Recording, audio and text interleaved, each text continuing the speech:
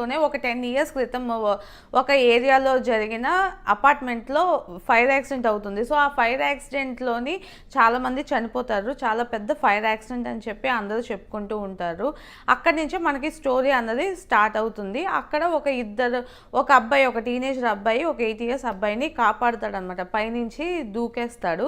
ఆ టైంలో ఆ చిన్న అబ్బాయి ఎవరైతే ఉన్నారో ఆయనకి సైకోమెట్రిక్ అంటే ఏదైనా ఒక ఐటెంని టచ్ చేస్తే దాని వెనకట్ల ఏం జరిగింది అని వాళ్ళకి అర్థమవుతుందనమాట. సో, ఆ టైప్ ఆఫ్ పవర్ అన్నది తనకు వస్తుంది. సో, వీళ్ళిద్దరూ అలాగా పెద్ద అయ్యాక ఒకరు సైకోమెట్రిక్ ఆ పవర్స్ ఉన్న అతనిలాగా దీక్షిత్ శెట్టి అవుతాడు చిన్న అతను.